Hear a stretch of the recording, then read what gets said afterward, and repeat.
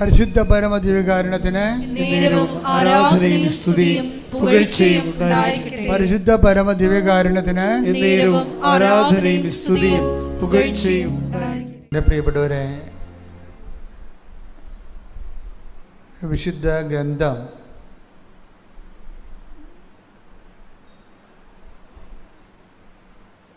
അതിൻ്റെ ഓരോ വചനങ്ങളും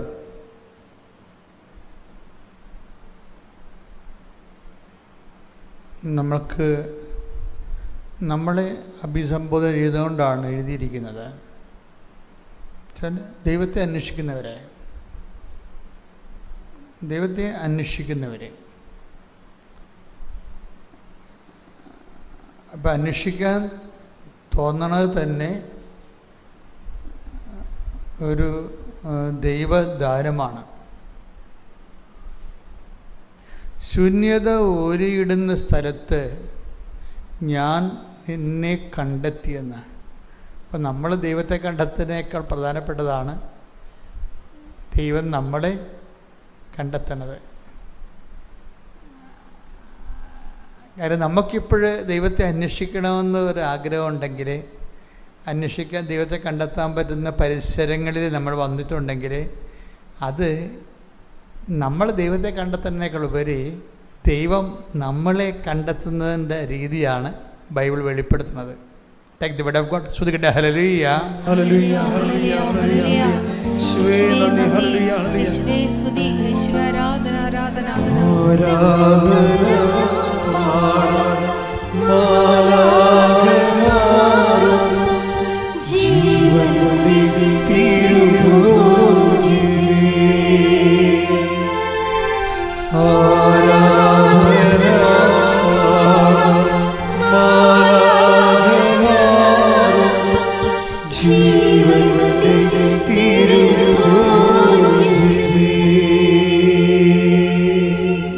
നിയമാവർത്തനം 32:10. അവിടുന്ന് അവനെ മരുഭൂമിയിൽ ശൂന്യത ഓരിയിടുന്ന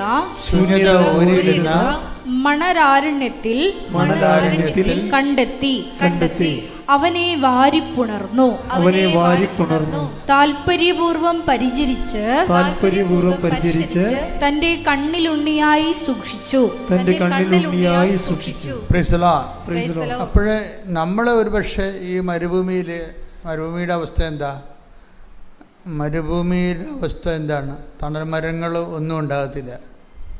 തണലിനെ ഒരിക്കലും നമ്മൾ സ്നേഹിക്കരുത്, ശാശ്വതമായി സ്നേഹിക്കരുത്. തണലില്ലാതെ വളരാൻ പറ്റണം. ബൈബിളിൻ്റെ ഒരു കാഴ്ചപ്പാടതാണ്, തണലില്ലാതെ വളരാൻ പറ്റണമെന്ന്. അതറിയണമെങ്കിൽ യോന ഭയങ്കര എരിവെയിലത്ത് ഇരുന്നപ്പോൾ ദൈവം ഒരു ചെടി മുളപ്പിച്ചു. ആ ചെടിയുടെ അത് വളർന്നിട്ട് അതിന് തണലുണ്ടായപ്പോൾ ഭയങ്കരമായിട്ട് യോനയ്ക്ക് സന്തോഷമുണ്ടായി. തണലുണ്ടായില്ല. അപ്പം തണൽ വരുമ്പോൾ എപ്പോഴായാലും നമ്മൾ നമ്മുടെ മനസ്സിനെ പഠിപ്പിക്കണം. എന്താണ്? ഈ തണൽ വിട്ടുകൊടുക്കാൻ നമ്മൾ തയ്യാറായിരിക്കണം. തണൽ ദൈവം മാത്രമാണ്. ബൈബിളിൻ്റെ കറക്റ്റ് ബൈബിൾ എന്ത് രസമാണ്. കൈയടിച്ച ശ്രുതിയുടെ ഹല്ലേലൂയ.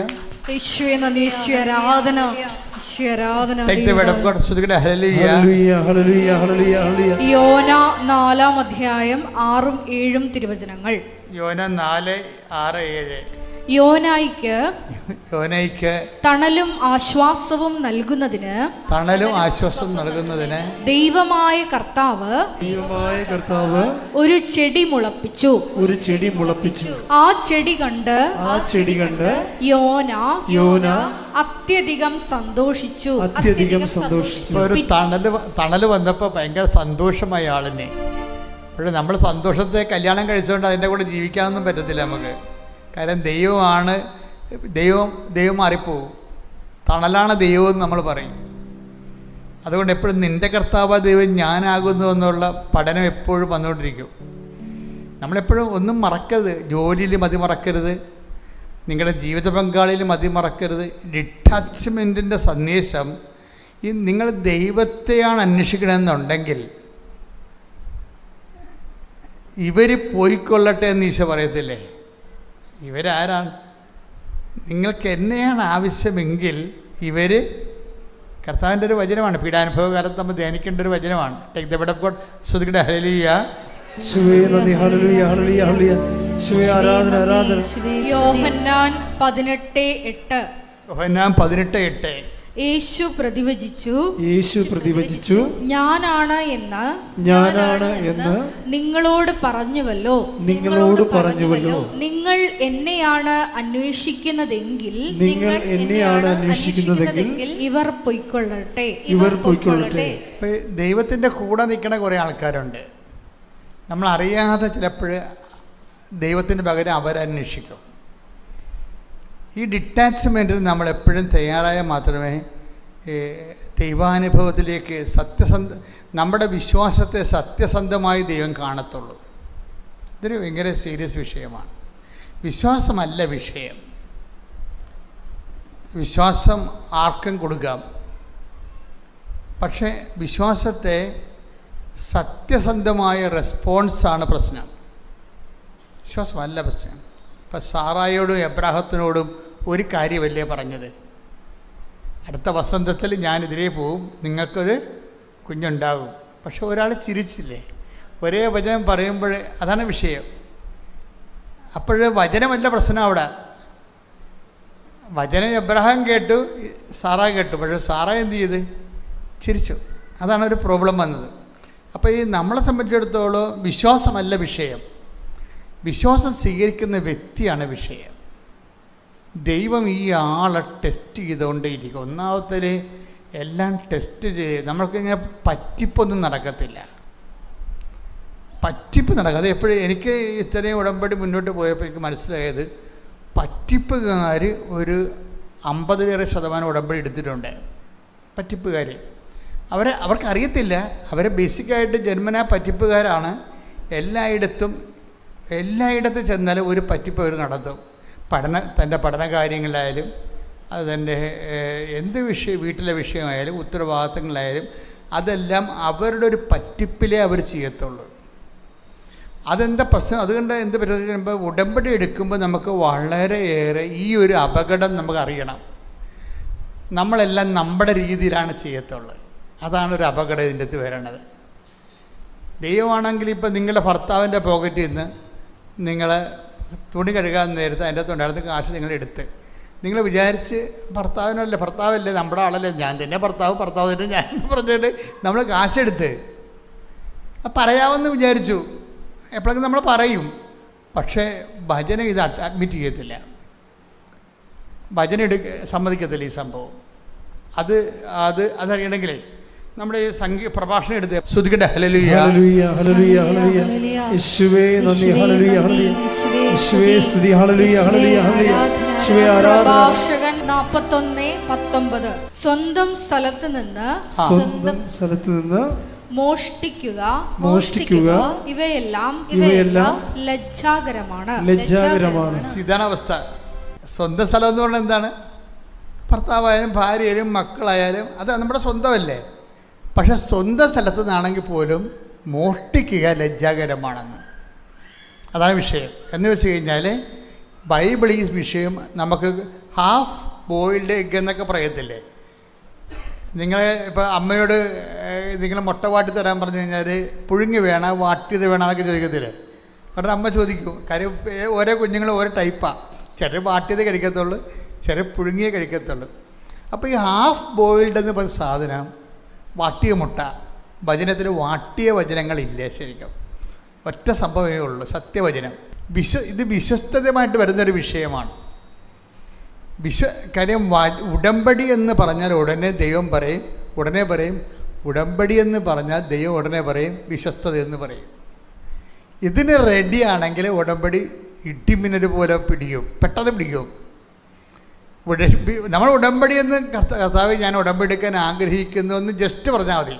കർത്താവ് ഞാൻ ഉടമ്പടി എടുക്കാൻ ആഗ്രഹിക്കുന്നു എന്ന് പറഞ്ഞാൽ ഉടനെ ഈശോ പറഞ്ഞു ഫിഡലിറ്റി എന്ന് പറയും. ഫെയ്ത്ത് എന്ന് പറയത്തില്ല, വിശ്വാസം എന്ന് പറയത്തില്ല. ഉടനെ ഈശോ പറയും ഫിഡലിറ്റി എന്ന് പറയും. കാര്യം ഉടമ്പടി ബയലാറ്ററലാണ്. അവിടെ വിശ്വാസത്തെക്കാൾ ഉപരി വേണ്ടത്. ഇപ്പം പ്രാർത്ഥനയ്ക്ക് വിശ്വാസം മതി, ഉടമ്പടിക്ക് ഉഭയകക്ഷിയാണ്. രണ്ട് കക്ഷികളുണ്ട്. അവിടെ വേണ്ടത് വിശ്വാസമല്ല, പിന്നെന്താണ്? വിശ്വസ്തതയാണ് വേണ്ടത്. അതുകൊണ്ടാണ് ഈ സങ്കീർത്തനം 78:37 സ്തുതിക്കട്ടെ. Hallelujah hallelujah hallelujah hallelujah hallelujah. യേശുവേ നന്ദി. Hallelujah hallelujah. യേശുവേ ആരാധന ആരാധന ആരാധന. യേശുവേ നന്ദി, മഹത്വം. ഹല്ലേലൂയ. സങ്കീർത്തനങ്ങൾ 78:37. അവരുടെ ഹൃദയം അവരുടെ ഹൃദയം അവിടത്തോട് ചേർന്ന് നിന്നില്ല. അവിടുത്തെ ഉടമ്പടിയോട് വിശ്വസ്തത പുലർത്തിയില്ല. അതാണ് വിഷയം. പ്രാർത്ഥനയിലെ ഒരു ഡെറിവേഷൻസ് ഒക്കെ ഉണ്ടാവും. ദൈവത്തോട് ചേർന്ന് നിന്നില്ലെങ്കിലും പ്രാർത്ഥനയ്ക്ക് ചില സ്ഥലത്ത് ഉത്തരം കിട്ടും. ഉടമ്പടി അങ്ങനെയല്ല. ഉടമ്പടി ഉദ്ദേശിക്കുന്നത്, ഉടമ്പടി ഒരു പ്രാർത്ഥനയേക്കാൾ ഉപരി ദൈവമായിട്ട് ചേർന്ന് നിൽക്കാനുള്ള ദൈവവിളിയാണ്. നിങ്ങളവിടെ ജപ്തി നടപടിയും ജോലിയൊക്കെ പറയുമെങ്കിലും ബേസിക്കായിട്ട് ഉടമ്പടി ലക്ഷ്യം നമ്മുടെ ജപ്തി നടപടി മാറുകയും അതുപോലെ തന്നെ കല്യാണം കഴിക്കുകയൊന്നുമല്ല. മറിച്ച് എന്താണ്? ദൈവത്തോട് ചേർന്ന് നിൽക്കാനുള്ള ദൈവവിളിയാണ് ഉടമ്പടി എന്ന് പറയുന്നത്. ഒന്ന് പ്രാർത്ഥിച്ച മക്കളെ. കർത്താവായ ദൈവമേ, ഉടമ്പടി വഴി അങ്ങയോട് ചേർന്ന് നിൽക്കാൻ, ചേർന്ന് ജീവിക്കാൻ വിശ്വസ്തതയുടെ പ്രത്യേക ജീവിതം തരണമേ. ശ്രദ്ധിക്കട്ടെ. Hallelujah hallelujah hallelujah. യേശുവേ ഹല്ലേലൂയ ഹല്ലേലൂയ. വിശ്വസ്താപൂർവ്വം പാലിക്കുവാൻ ആരാധനയിലൂടെ ഞങ്ങളെ അഭിഷേകം ചെയ്യണമേ. യേശുവേ നന്ദി.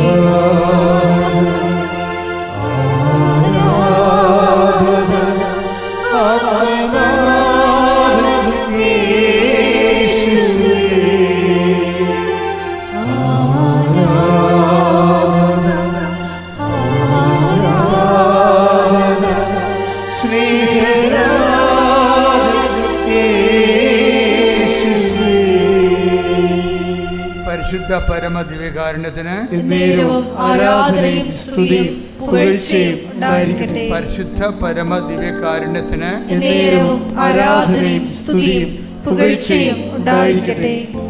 എല്ലാം ദാനമായിരിക്കെ. Take the word of God. ശ്രദ്ധിക്കട്ടെ. Hallelujah hallelujah hallelujah. യേശുവേ നന്ദി നന്ദി നന്ദി. Hallelujah hallelujah hallelujah hallelujah. യേശുവേ ആരാധന ആരാധന. യേശുവേ നന്ദി, മഹത്വം മഹത്വം. 1 കൊരിന്തോസ് 4:7. 1 കൊരിന്തോസ് 4:7.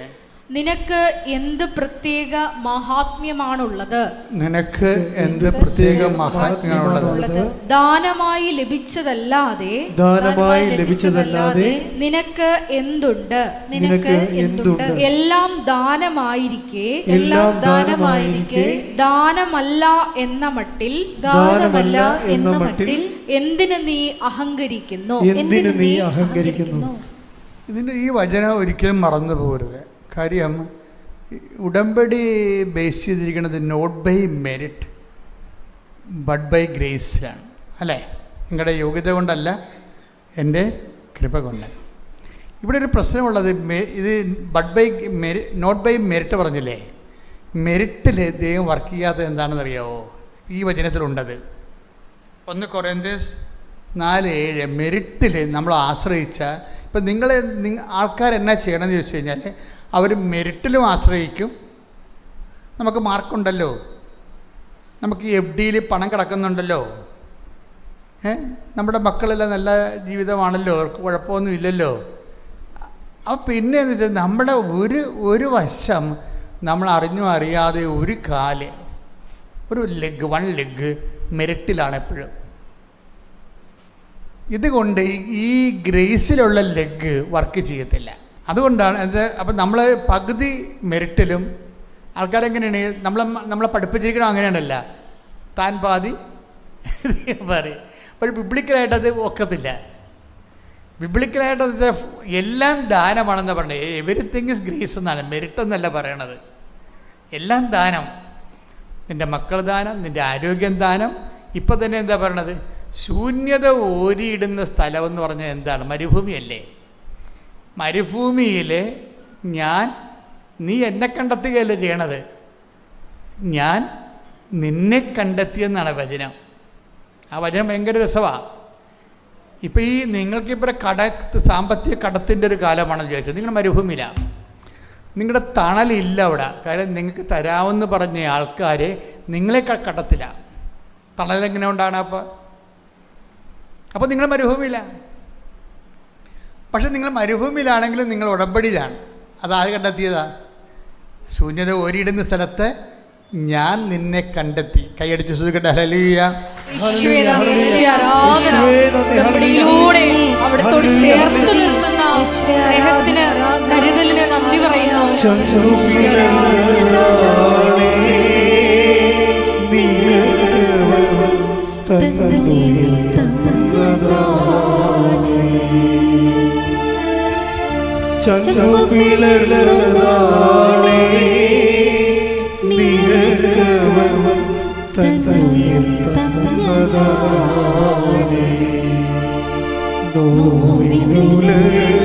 പ്രിയ പ്രാണനുലഞ്ഞപ്പോ നിൻമുഖം കണ്ടതാണേ, നെഞ്ചില് നിന്നെ വഹിച്ചതാണേ.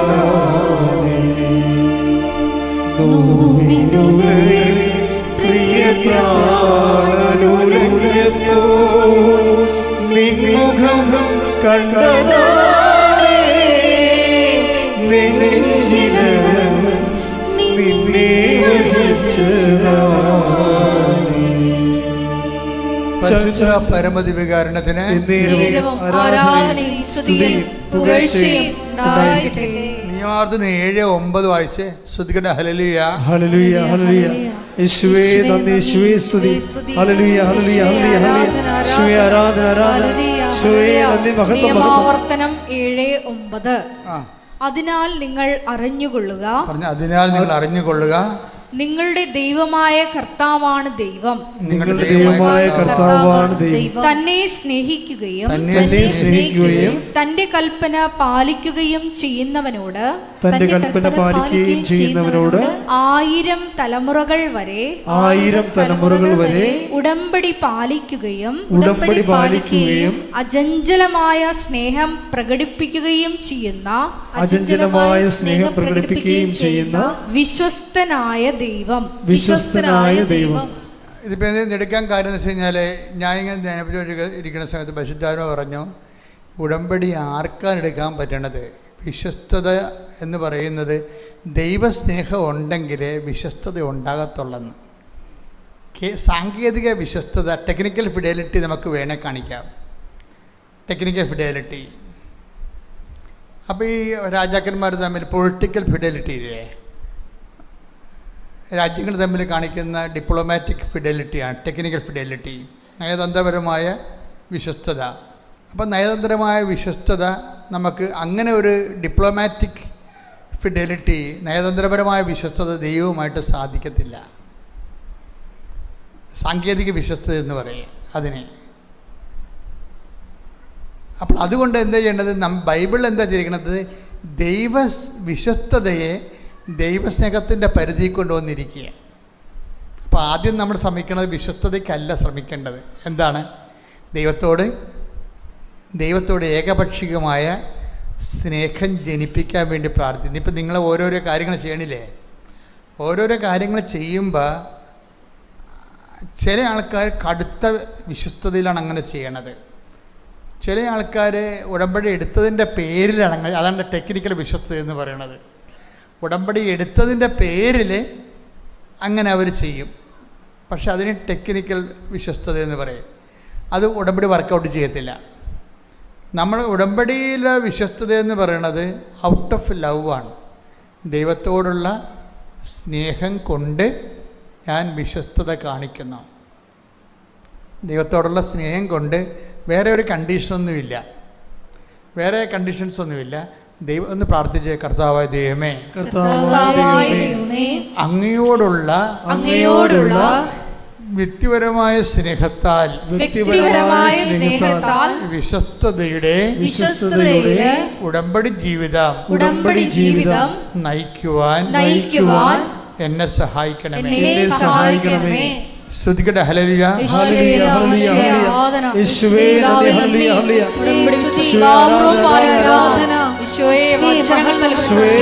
ഹല്ലേലൂയ. സ്വീകരിക്കുവാൻ ഞങ്ങളുടെ ഹൃദയങ്ങളെ ഒരുക്കണമേ എന്ന് പ്രാർത്ഥിക്കുന്നു. ആരാധന, യേശുവേ നന്ദി. യേശുവേ ആരാധന,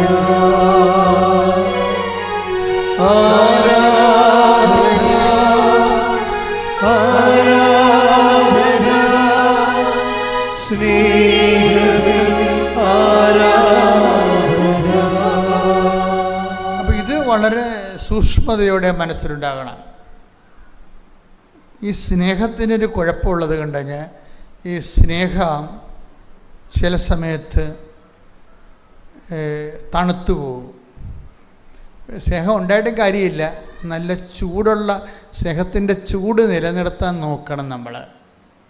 അതായത് നമ്മുടെ ഭാഗത്ത് ചെയ്യണം. സ്നേഹം അതായത് ഇങ്ങനെ ആക്ഷൻ ഇല്ലാതിരുന്ന ഓട്ടോമാറ്റിക്കായിട്ട് ഇപ്പം നമ്മൾ അടപ്പില്ല, നമ്മൾ എവിടെയെങ്കിലും പോയിട്ട് വരുന്നു 2 ദിവസം 3 ദിവസം 2 ദിവസം. ഇപ്പോൾ പണ്ട് ഇപ്പോഴല്ലേ നിങ്ങൾ അടപ്പിലേക്ക് തിരിച്ചു വരുന്നത്, യുദ്ധം തുടങ്ങിയപ്പോൾ എല്ലാവരും അടപ്പിലേക്ക് തിരിച്ചു വരാൻ തുടങ്ങി. ഇത് അപ്പുറത്തെ ഹോട്ടലിലൊക്കെ മുറ്റത്തിട്ട് വിറക് കൊണ്ട് പഴയ കഞ്ഞി വെക്കണവർ. ഇപ്പോൾ അടപ്പിലേക്ക് മനുഷ്യൻ തിരിച്ചു വരികയാണ്. ഇത് എല്ലാത്തിലേക്കും തിരിച്ചു വരേണ്ടി വരും. എല്ലാത്തിലേക്കും കാലങ്ങൾ ചെല്ലുന്തോറും പുതിയ പുതിയ പ്രശ്നങ്ങൾ വരുമ്പോൾ എല്ലാത്തിലേക്കും നമ്മൾ ഉപേക്ഷിച്ച് കളഞ്ഞതിലേക്ക് തിരിച്ചു വരേണ്ടി വരും. പണ്ടൊക്കെ അടപ്പൊക്കെ നമ്മൾ വീടുകളിൽ നിന്ന് വിട്ടുപോയാൽ ഒരു 5-6 ദിവസം കഴിഞ്ഞ് വരുമ്പോൾ നമ്മൾ അടപ്പ് കല്ലൊക്കെ പൊക്കി നോക്കുമ്പോൾ അതിൻ്റെ അകത്ത് ഇരട്ട വാലൻ പുതിയ ആൾക്കാരൊക്കെ താമസം തുടങ്ങും അവിടെ. കാര്യം അടപ്പ് തണുത്തത് കൊണ്ടാണ്. അടപ്പ് തണുത്തു കഴിഞ്ഞാലുള്ള കുഴപ്പം വെച്ചാൽ വേറെ ആൾക്കാർ കയറി അതിൻ്റെ താമസിക്കും. അതിൻ്റെ മെയിൻ ആളാണ് ഇരട്ട വാലിനകത്ത് ഇരട്ടയൊക്കെ. ഇതുപോലെയാണ് ദൈവത്തോടുള്ള സ്നേഹം തണുത്താൽ വേറെ താല്പര്യങ്ങൾ കയറി വരും. അതെപ്പോഴും നമ്മൾ സാധാരണ സ്നേഹം എപ്പോഴും ചൂടായിട്ട് നിലനിർത്തണം. ദൈവത്തോടുള്ള സ്നേഹം നമുക്ക് തണുത്താൽ വേറെ താല്പര്യങ്ങൾ കയറി വരും. ദൈവമാണെങ്കിൽ ഇതൊന്നും കോംപ്രമൈസ് ചെയ്യത്തില്ല, ഒരു കോംപ്രമൈസും ഇല്ല. അത് എപ്പോഴും എൻ്റെ കാര്യം ഈ പുത്രനെ ഇൻവെസ്റ്റ് ചെയ്തിരിക്കണ കാരണം, തൻ്റെ ഏകജാതനെ തന്നെ നൽകിയിരിക്കുന്ന കാരണം, ദൈവം നമ്മളോട് പറഞ്ഞിട്ടുള്ള വചനത്തിന് അങ്ങനെയുള്ളവർ മാത്രം ഇൻവെസ്റ്റ് ചെയ്താൽ മതി എന്നുള്ള നിലപാടാണ്. അതാണ് വിഷയം. അങ്ങനെയുള്ളവർ, അതായത് അത് സത്യസന്ധമായിട്ട് ദൈവത്തിൻ്റെ കൂടെ നിൽക്കാൻ പറ്റുന്നവരെ മാത്രം വിശ്വാസത്തിൽ ജീവിച്ചാൽ മതി. അതുകൊണ്ടാണ് ബൈബിൾ അവസാനിക്കുമ്പോൾ പറയാറില്ല, വ്യഭിചരിക്കണമെങ്കിൽ ഞങ്ങൾക്ക് വ്യഭിചരിക്കാൻ കേട്ടോ, പ്രശ്നങ്ങളൊന്നും ഇല്ലെന്ന് പറയും. ബൈബിൾ മാത്രമേ അങ്ങനെ പറയുന്നുള്ളൂ. വ്യഭിചരിക്കണമെങ്കിൽ നിങ്ങൾക്ക് വ്യഭിചരിക്കാം, പ്രശ്നങ്ങളൊന്നും ഇല്ലെന്ന് പറയും. ഭജനമാണ് പറഞ്ഞത്. നിങ്ങളുടെ ഭാഗമൊന്നും എടുത്ത് കേട്ടോ, കക്കണേ കക്കാം, പ്രശ്നങ്ങളൊന്നും ഇല്ലെന്ന് പറയും. എന്താ ആരോടാ പറയണത്? ദൈവം ചില ആൾക്കാരുടെ പേര് വിട്ടു. കുറേ നാൾ ജീവിച്ച് കഴിയുമ്പോൾ ഇവരെ കൂടെ ജീവിക്കാൻ പറ്റാത്ത ആൾക്കാരെ കണ്ടു കഴിഞ്ഞാൽ പക്കയായിട്ട് സെപ്പറേറ്റ് ചെയ്ത് കളയും. നിനക്ക് കൽപ്പനയൊന്നുമില്ല, മാതാപിതാക്കന്മാരെ ബഹുമാനിക്കുക, കൊല്ലരുത്, വ്യഭിചാരം ചെയ്യരുത്, കള്ളസാക്ഷ്യം നൽകരുത്, അങ്ങനെയുള്ള കൽപ്പനകളെല്ലാം ഞാൻ പിൻവലിക്കുകയാണ്, നിനക്ക് നിൻ്റെ ജീവിതം എന്ന് പറയും. വെച്ചാൽ സൈ കെട്ടിട്ട് കട്ട് ചെയ്ത് കളയണതാണ്. വചനം വെളിപാടാണ് ലാസ്റ്റ് കർത്താവിൻ്റെ പുസ്തകമുള്ളത്. അവിടെ ഈ ആളെ പുറത്താക്കിയിട്ടാണ് ബൈബിൾ അവസാനിക്കുന്നത്. അപ്പോൾ അവസ്ഥ മനസ്സിലായില്ലേ? ശ്രദ്ധിക്കട്ടെ. ഹല്ലേലൂയ. വെളിപാട് 22:11. ലാസ്റ്റ് അധ്യായമായി. എന്താ വെളിപാട് 22:11 കേട്ടോ. അനീതി ചെയ്തിരുന്നവൻ ഇനിയും അനീതി ചെയ്തു കൊള്ളട്ടെ. ഇത്രയും നാളെ പറഞ്ഞത് എന്താണ്? ഈ 3 ലക്ഷം വാക്കുകളുണ്ട് ബൈബിളിൽ. 4000 കൊല്ലം എടുത്താണ് ഇത് വെളിപ്പെടുത്തിയത്.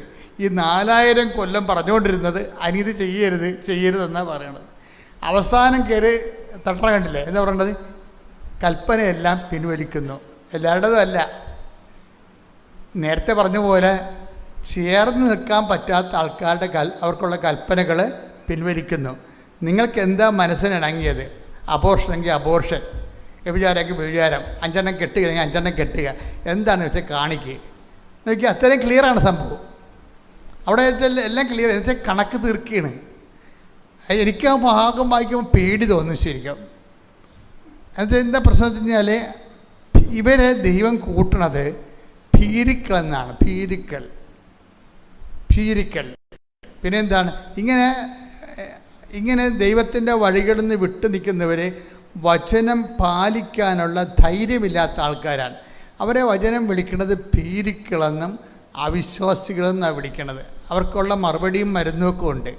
എന്താ വെച്ചാൽ ഭീരുക്കൾ, അവിശ്വാസികൾ. Take the word of God. ശ്രുതിക്കട്ടെ. Hallelujah, hallelujah, hallelujah, hallelujah, hallelujah. യേശുവേ നന്ദി. Hallelujah, hallelujah, hallelujah, hallelujah. യേശുവേ ആരാധന, ആരാധന, ആരാധന. യേശുവേ നന്ദി, മഹത്വം. ഹല്ലേലൂയ,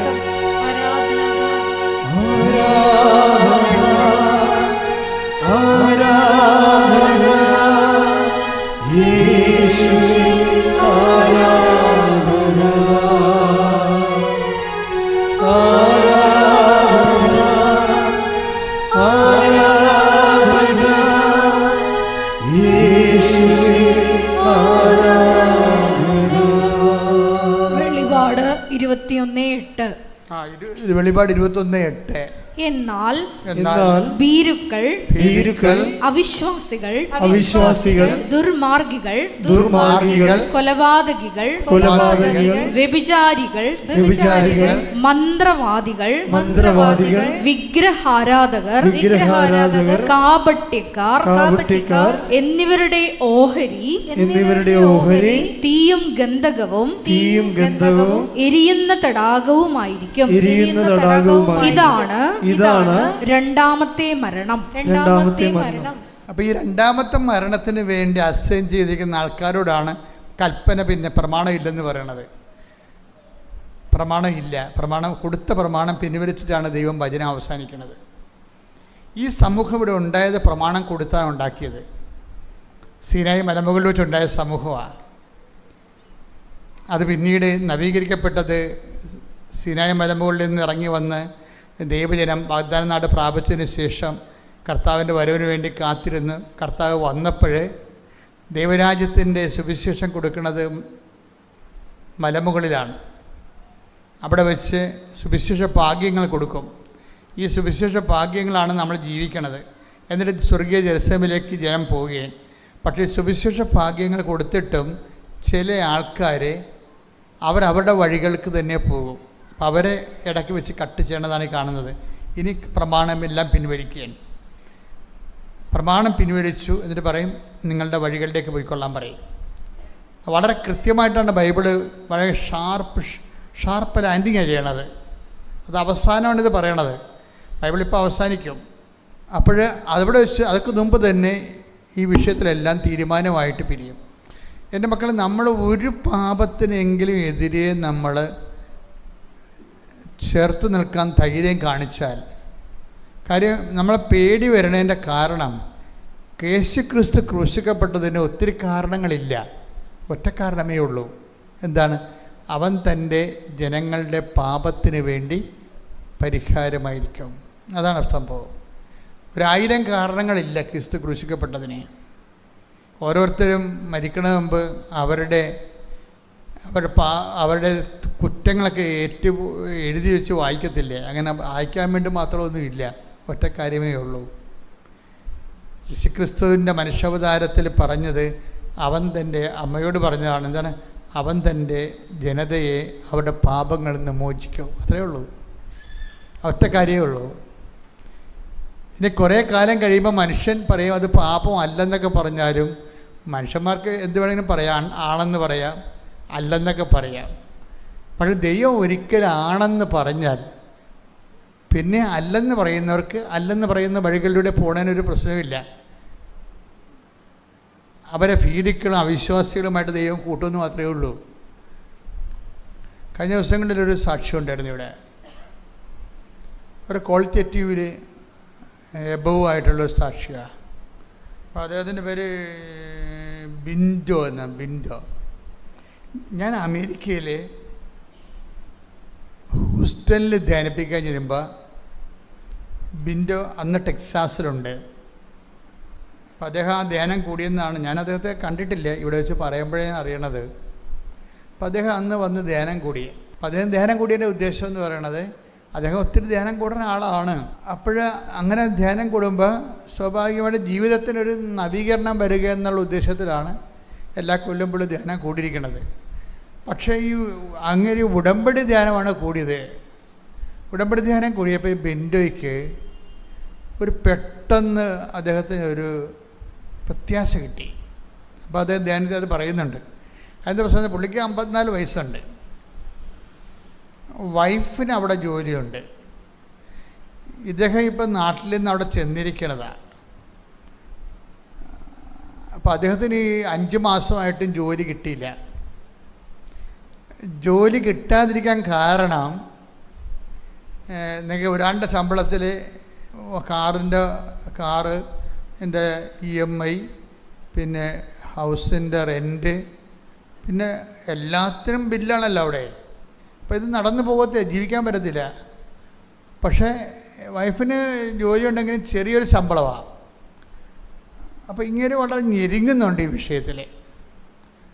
അപ്പോൾ ഉടമ്പടിയിൽ ഇയാൾ ഈ 50 കമ്പനികൾക്ക് പുള്ളി ഈ റെസ്യൂം കൊടുത്തിട്ടുണ്ട്. 50 കമ്പനികൾക്ക്. ഒരു കമ്പനി ഇയാളെ വിളിക്കണില്ല, ഒരു കമ്പനിയും വിളിക്കണില്ല. അപ്പോൾ എന്താണെന്ന് പറഞ്ഞാൽ കമ്പനികളുടെ സ്പെസിഫിക്കേഷൻ ഇയാളിലില്ല. അതാണ് പ്രശ്നം. ഒരു കമ്പനി ആവശ്യപ്പെടുന്ന പ്രത്യേക യോഗ്യത ഇങ്ങർക്കില്ല. അപ്പം അതുകൊണ്ട് ബാക്കടിച്ച് പോവുകയാണ്. 50 കമ്പനി എന്ന് പോയിക്കുമ്പോൾ ഇതേ പണിയാണ് പുള്ളിക്ക്, റെസ്യൂം വിടുക എന്നുള്ളത്. അപ്പോൾ ആ സമയത്താണ് വന്ന് ഉടമ്പടി ധ്യാനം കൂടുന്നത്. ഉടമ്പടി ധ്യാനത്തിൽ പുള്ളിക്ക് പെട്ടെന്നൊരു പിടിവള്ളി കിട്ടി. എന്താ കാര്യം? ഉടമ്പടി ഇങ്ങയുടെ പ്രശ്നം എന്താണ്? 50 കമ്പനിയിൽ നിന്നും ഈ ആപ്ലിക്കേഷൻ റിജക്റ്റ് ആകാൻ കാരണം ഇങ്ങേരുടെ ജോലിക്ക് കമ്പനി ഉദ്ദേശിക്കുന്ന സ്പെസിഫിക്കേഷൻ, നൈപുണ്യം ഇങ്ങർക്കില്ല എന്നുള്ളതാണ്. പക്ഷേ ഉടമ്പടിയിൽ എന്താ പറയണത്? Not by merit but by grace. ഇത് പുള്ളിയെ വല്ലാത്ത രീതിയിൽ അങ്ങോട്ട് ബാധിച്ചു. കാര്യം നമ്മുടെ യോഗ്യതയാലല്ല, കർത്താവിൻ്റെ കൃപയെന്ന്.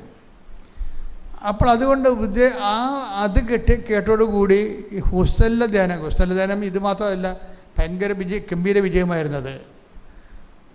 അതായത് ജനങ്ങൾ വളരെ നിശബ്ദരായി വന്നു, ടൈമിന് വന്നു, ധ്യാനം കഴിഞ്ഞിട്ടും പോകാതെ നിൽക്കുന്ന, അഭിഷേകത്തിൽ നിൽക്കുന്നൊരു ധ്യാനമായിരുന്നത്.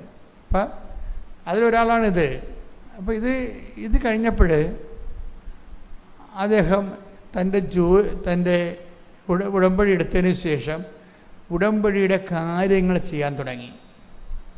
ഉടമ്പടി കാര്യങ്ങൾ ചെയ്തപ്പോൾ എന്താ സംഭവിച്ചതെന്ന് വെച്ചാൽ, അതിനുശേഷം ഈ ഉടമ്പടിക്ക് ശേഷം പുള്ളി ഒറ്റ കമ്പനിക്ക് മാത്രമേ റെസ്യൂം വിട്ടിട്ടുള്ളൂ. അത് ഉടനെ കോൾ ഫോർ ചെയ്ത്, അതാ വിഷയം. ഒരു കമ്പനിക്ക് മാത്രമേ പുള്ളിയുടെ ആപ്ലിക്കേഷൻ കൊടുത്തുള്ളൂ. പക്ഷെ ആ കമ്പനി പുള്ളിയെ വിളിച്ചു. പിന്നീട് അവർ ഇൻ്റർവ്യൂവിന് ക്ഷണിച്ചു.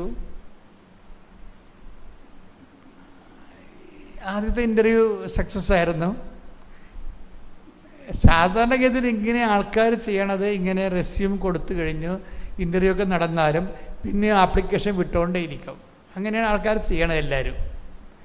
പക്ഷേ ഇയാളുടെ മനസ്സിൽ മാതാവ് പറഞ്ഞു, ഇനി നീ വിടണ്ടെന്ന് പറഞ്ഞു. അതാണ് വിഷയം. ഈ അമ്മയുടെ ഒരു രസമെന്ന് പറഞ്ഞാൽ കമ്മ്യൂണിക്കേഷൻ ഭയങ്കരമാണ്.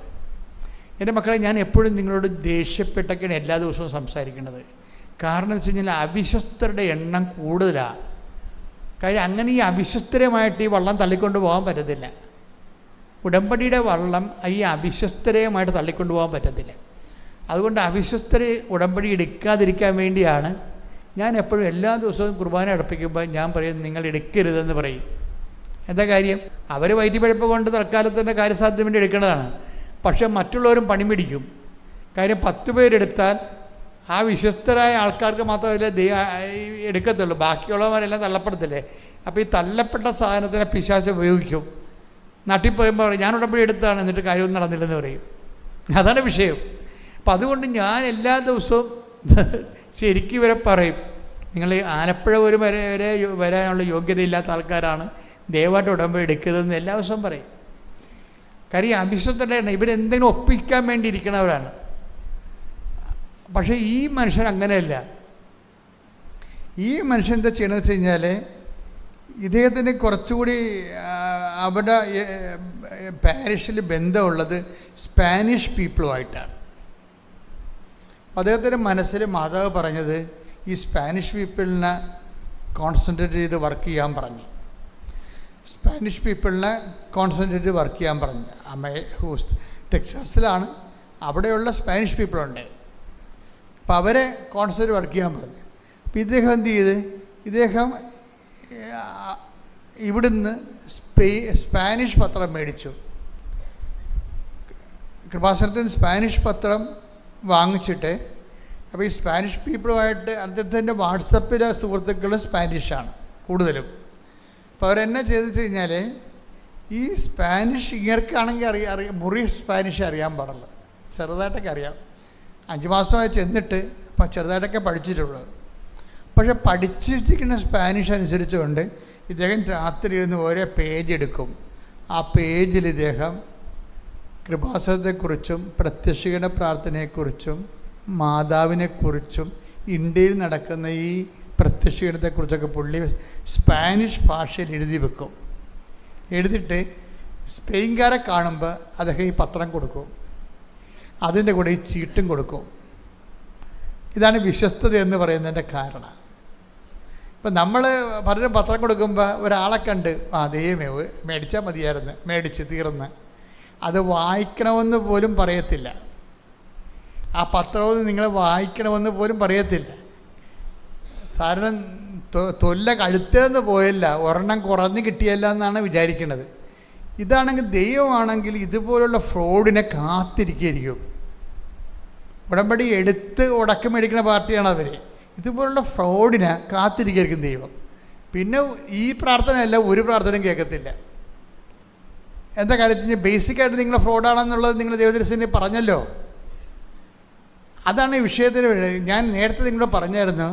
ഉടമ്പടി എടുക്കുമ്പോൾ അതിന് ഈ വിശ്വസ്തതയ്ക്ക് പ്രധാനപ്പെട്ട എന്താണ്? ദൈവസ്നേഹമാണ്. ദൈവസ്നേഹം ഉണ്ടെങ്കിൽ അത് വിശ്വസ്തത വേണമെന്ന് നമുക്ക് പ്രത്യേകം പറയേണ്ട കാര്യമില്ല. വിശ്വസ്തത താനേ ഉണ്ടായിക്കൊള്ളൂ. എന്ത് വർക്ക് വേണമെങ്കിലും ചെയ്യും.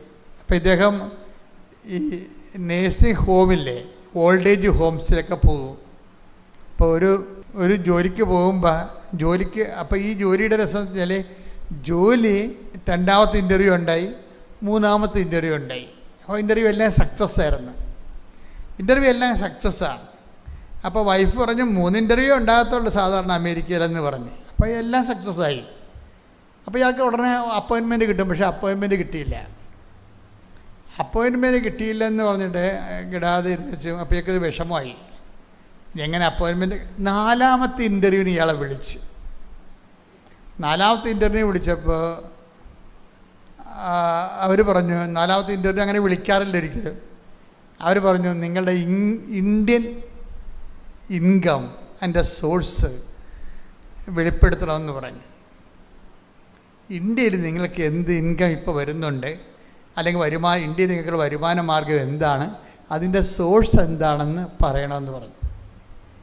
അപ്പോൾ ഇയാൾ പറയണം, ഞാൻ ശരിക്കും പറഞ്ഞാൽ ഈ രഹസ്യം കൊടുത്തപ്പോഴേ ഇന്ത്യയിലുള്ള എനിക്ക് എൻ്റെ വരുമാന മാർഗങ്ങളെക്കുറിച്ച് അങ്ങനെ ആരും പറയാറില്ല, ഞാനും പറഞ്ഞില്ലെന്ന് പറഞ്ഞു.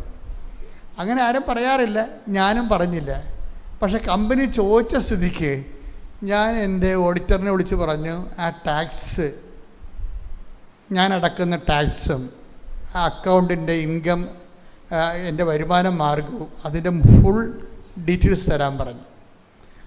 ഇയാൾ മറച്ചു വെച്ച കാര്യങ്ങൾ വീണ്ടും കമ്പനിക്ക് കൊടുത്തു. ഇത്രയും ഇന്ന ഇൻകം എനിക്ക് കിട്ടണമുണ്ട്, ഇന്ത്യയിൽ നിന്ന് ആ വരുമാനം കിട്ടുന്നുണ്ട്, അതിൻ്റെ ടാക്സ് ഇങ്ങനെ കൊടുക്കുന്നുണ്ട്, അതിൻ്റെ ഡീറ്റെയിൽസ് ഇതാണെന്ന് പറഞ്ഞു. അതിൻ്റെ വിഷയം എന്ന് പറഞ്ഞാൽ അതോടുകൂടി അത് കൊടുത്ത് സെക്കൻഡുകൾക്കുള്ളിൽ പുള്ളി അപ്പോയിൻറ്റഡായി. ഇതിൻ്റെ വിഷയം എന്ന് പറയണത്, നമ്മളെ ഇപ്പോൾ ഈ ഉടമ്പടി അമ്മയാണ് നമ്മൾക്ക് ഉണ്ടാകുന്നൊരു ചെറിയ പിശകെന്ന് പറയണത്. നമ്മളുടെ കൂടെ കഴിവ് കൊണ്ടാണ് നമ്മൾ രക്ഷപ്പെട്ടതെന്ന് നമ്മൾ പറയുന്നത് കൊണ്ടാണ് ഈ കള്ളത്തരം വരണത്.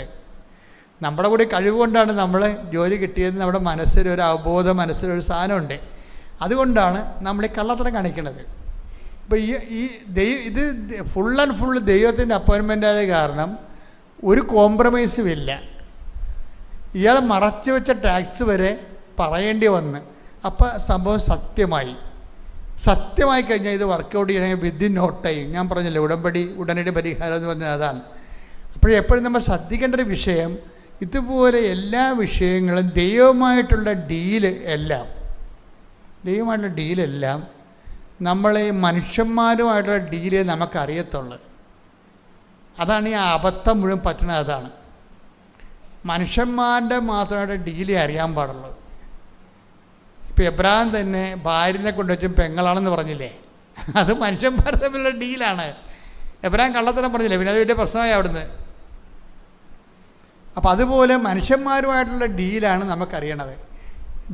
ദൈവമായിട്ടുള്ള ഡീലെന്ന് പറയുമ്പോൾ ഇതിനകത്ത് ഒരു സാധനം മറച്ചു വെക്കാൻ പറ്റത്തില്ല, സത്യസന്ധമായിരിക്കണം. അപ്പം അതുകൊണ്ട് അത് സത്യസന്ധമായി കഴിഞ്ഞപ്പോൾ ഇയാൾ ഓക്കെയായി. പക്ഷെ അയാൾ അതിനേക്കാളും കുറച്ചുകൂടി സത്യസന്ധനായ മനുഷ്യനാണ്. ജോലി കിട്ടാൻ സാധ്യതയില്ലാത്ത 54 വയസ്സുകാരനാണ്. പക്ഷേ ഇപ്പം എന്നാ സംഭവിച്ചിരിക്കണത്, ആ ജോലിയിൽ ഇയാൾക്ക് അതിനേക്കാൾ ഹൈക്കായിട്ടുള്ള ശമ്പളമാണ് കിട്ടണത്. അപ്പോൾ ശമ്പളം ഒരു 10-40% കൂടുതലാണ് ഇപ്പം കിട്ടുന്നത് ശമ്പളം. അപ്പോൾ ദൈവത്തിൻ്റെ ഭാഗത്ത് നിന്ന് ചെയ്യാനുള്ള കാര്യങ്ങളെല്ലാം കൃത്യമായിട്ട് ചെയ്യും. നമ്മളെപ്പോഴും നമ്മൾ ശ്രദ്ധിക്കേണ്ടത്, ഉടമ്പടി എന്ന് പറയുമ്പോൾ അത് മനുഷ്യനും നമ്മളും ദൈവവുമായിട്ടുള്ള മാതാവിൻ്റെ മധ്യസ്ഥത്തിലുള്ള ഒരു വളരെ ജൈവമായിട്ടുള്ള ഒരു വിഷയമാണ്, അല്ലാതെ ഒരു സാങ്കല്പിക വിഷയമല്ല. ചില ആൾക്കാർ ചോദിക്കും, ദൈവത്തിന് ഇതെല്ലാം നോക്കാൻ നേരമുണ്ട്. അതാണ് വിഷയം.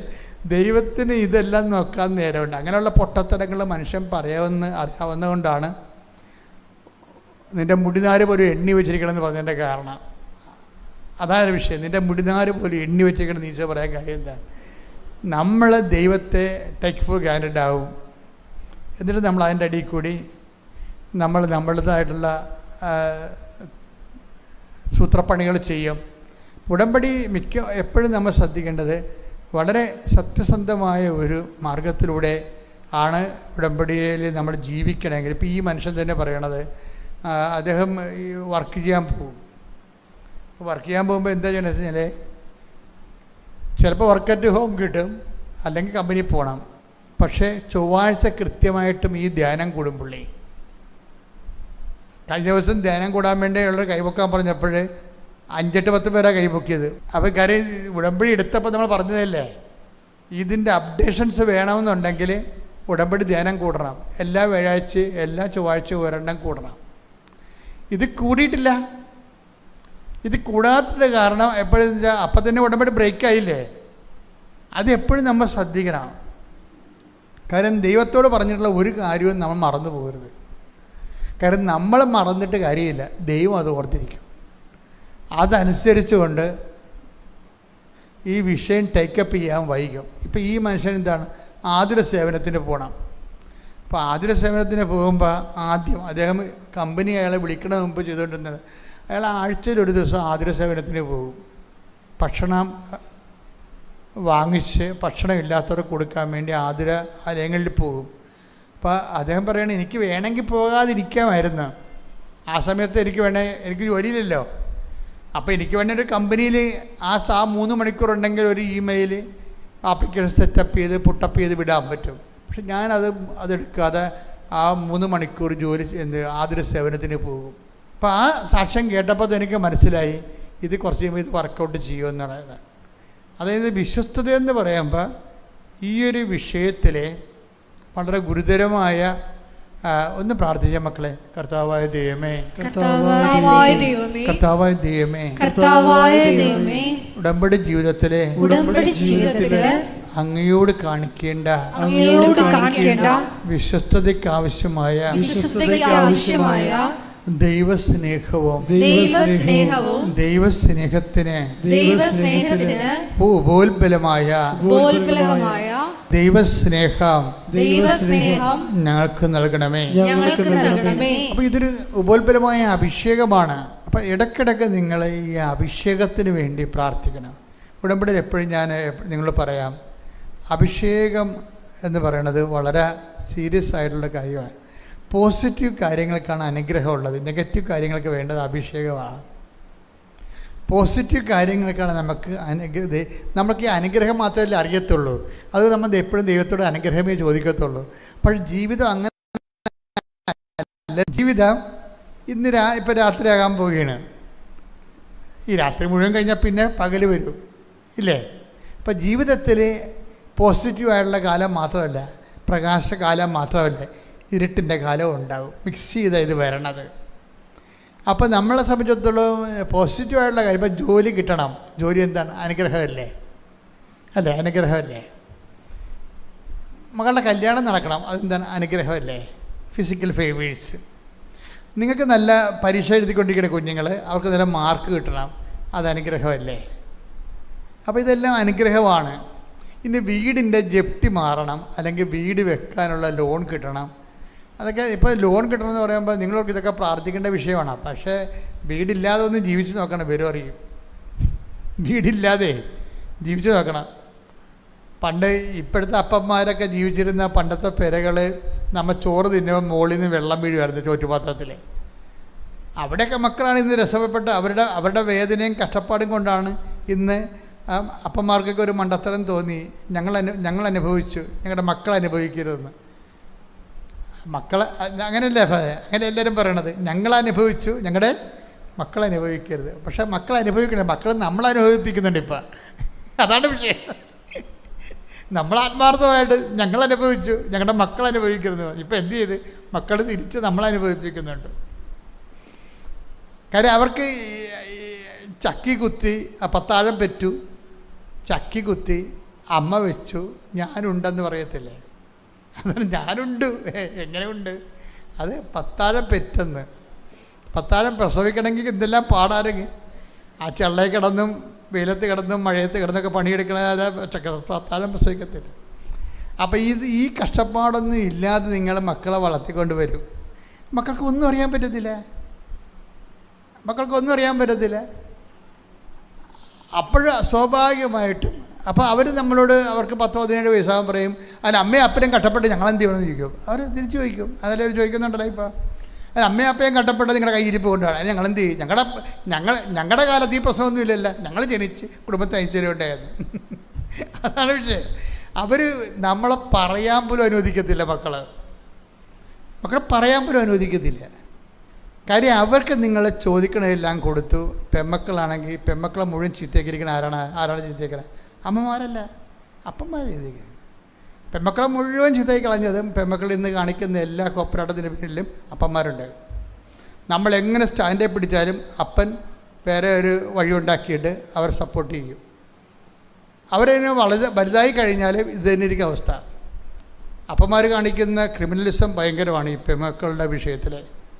അമ്മ സ്റ്റാൻഡേ പിടിക്കും. കാര്യം അമ്മ ഇവരുടെ സ്വഭാവങ്ങളെല്ലാം അറിയാമല്ലോ. അപ്പം അതുകൊണ്ട് ഞാനിങ്ങനെ നിങ്ങളെ മോശമായിട്ടും നന്മയായിട്ടും പറയുകയല്ല.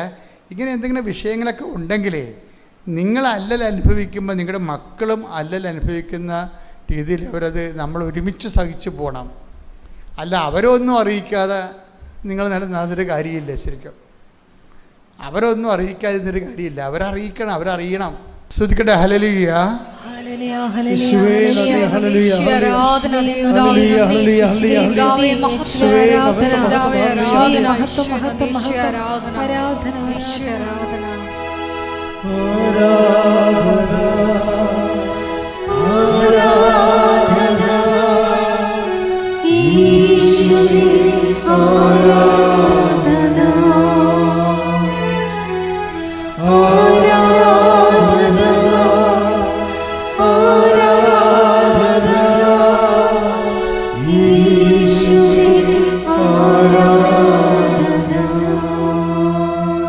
ഞാനെന്തുകൊണ്ടാണ് ഇങ്ങനെ ഒട്ടാത്ത ഒരു നിലപാടെടുക്കണമെന്ന് അറിയാമോ? ദൈവമായിട്ട് നിങ്ങൾ ഒരു റിലേഷനിലായ പിന്നെ അവിടെ ഇവിടെ ഒട്ടിയിട്ട് കാര്യമില്ല. സ്വാഭാവികമായി നിങ്ങളുടെ അപ്പനെന്ന രീതിയിൽ അമ്മയെന്ന രീതിയിൽ നിങ്ങളുടെ ഉത്തരവാദിത്തങ്ങൾ നിർവഹിക്കണം. പക്ഷെ ഒരു പരിധി കഴിഞ്ഞ് ആരെയും ഡിപ്പെൻഡ് ചെയ്യരുത്. ഒരു പരിധി കഴിഞ്ഞ് എന്താ അങ്ങനെ വരണമെന്ന് കാരണം വെച്ച് കഴിഞ്ഞാൽ കുറച്ച് കഴിയുമ്പോൾ നമ്മൾക്ക് ജീവിതം എപ്പോഴും ഒരേ രീതിയിൽ പോകത്തില്ല. ജീവിതം എപ്പോഴും ഒരേ രീതിയിൽ പോയതില്ല. ചില സമയത്ത് പൊടുന്നനെ ബൈബിൾ അങ്ങനെ ഒരു വാക്കുണ്ട്. Take the word of God. ശ്രുതികട ഹല്ലേലൂയ ഹല്ലേലൂയ ഹല്ലേലൂയ ഹല്ലേലൂയ. യേശുവേ നന്ദി. Hallelujah hallelujah. യേശുവേ ആരാധന ആരാധന ആരാധന. യേശുവേ നന്ദി. മഹത്വം മഹത്വം മഹത്വം. ഹല്ലേലൂയ മഹത്വം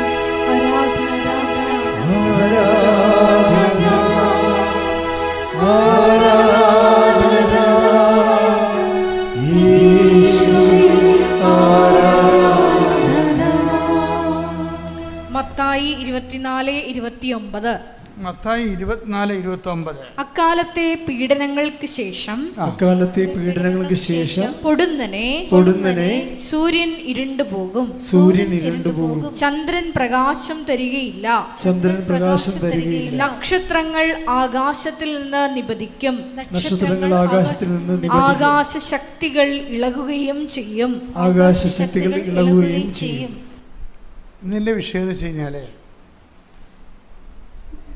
ഇന്ന് ഞാൻ സ്റ്റുഡിയോയിൽ ഡെയിലി ബ്രെഡ് ചെയ്തുകൊണ്ടിരിക്കുന്ന സമയത്താണ് കർത്താവ് ഈ പൊടുന്നനെ എന്നുള്ള വാക്ക് പറയണത്. അതൊക്കെ മുമ്പ് ഞാൻ പറഞ്ഞ് നിങ്ങൾ കേട്ടിട്ടില്ലല്ലോ, ഞാൻ പറഞ്ഞിട്ടില്ല, എനിക്കറിയത്തില്ല. ലൈഫ് എപ്പോഴും ഒരേ രീതിയിൽ പോകത്തില്ല. നമുക്ക് തോന്നും ഇങ്ങനെ നമ്മളിങ്ങനെ ശാന്തമായി ഇങ്ങനെ പോകും, ഇതിങ്ങനെ മരണം വരെ പോയിക്കൊള്ളും എന്ന് നമുക്ക് തോന്നും. അങ്ങനെയല്ല, പെട്ടെന്ന് ആകസ്മിക ട്വിസ്റ്റിംഗ് ഉണ്ടായില്ല. അതാണ് പൊടുന്നനെ എന്ന് പറഞ്ഞത്. പൊടുന്നനെ വാക്ക് അവിടെ ഉപയോഗിക്കേണ്ട കാര്യമില്ല. പക്ഷേ മനുഷ്യൻ്റെ ജീവിതത്തിൽ അത് ഉള്ളത് കാരണമാണ് ഈ പൊടുന്നനെ എന്ന് വാക്ക് വരണത്. നമ്മൾ എപ്പോഴും ഒരു പ്രീസപ്പോസ് ചെയ്യണം. ജീവിതം ഇപ്പം സ്മൂത്താണെങ്കിലും നാളെ അത് സ്മൂത്ത് ആകത്തില്ല. ജീവിതം ഇപ്പം സ്മൂത്താണ്, ഓക്കെ, നാളെ സ്മൂത്താകണമെന്നൊരു നിർബന്ധമില്ല. അപ്പം നാളെ സ്മൂത്താകാത്തത് പൊടുന്നനെ ആയിരിക്കും സംഭവിക്കണത്. പക്ഷെ പൊടുന്നനെ ആണ് സംഭവിക്കുന്നത്. ഇപ്പം നമുക്കൊരു ബമ്പുണ്ട്, ഒരു ഹമ്പുണ്ട് റോഡിലൂടെ പോകുമ്പോൾ. ആരാണ് ബമ്പെ ഇടിച്ച് തെറിച്ച് പോകുന്നത്? ആരാണ്? വല്ല തൃശ്ശൂർക്കാരും കാസർഗോഡുകാരും ഇവിടെ ആലപ്പുഴക്കാരും തിരിക്കത്തില്ല. ആലപ്പുഴത്തെ ബമ്പെ തിരിക്കുക ഇല്ല. നമ്മൾ തൃശ്ശൂർ വടക്കാഞ്ചേരിയും ചെല്ലുമ്പോൾ നമ്മൾ ബമ്പ് വരുമ്പോൾ പടയെന്ന് തെറിച്ചു പോരുന്നത്. എന്താ കാര്യം? നമുക്കവിടെ എവിടെയാണ് ബമ്പെന്ന് അറിയത്തില്ല. അപ്പോൾ നമ്മൾ സാധാരണ റോഡ് പോലെ ഇങ്ങനെ കിടക്കണ കാരണം ഫ്ലാറ്റായിട്ട് ഓടിച്ചു പോകും. പെട്ടെന്നൊരു ബമ്പ് വരും, ചിലപ്പോൾ മാർക്ക് പോലും ചെയ്ത് കാണത്തില്ല. പെട്ടെന്നായിരിക്കും നമുക്ക് ട്വിസ്റ്റിംഗ് ഉണ്ടാകും ചിലപ്പോൾ. അപ്പം ഒരു മുന്നറിവ് എപ്പോഴും ഉണ്ടാകണം നല്ലതാണ്.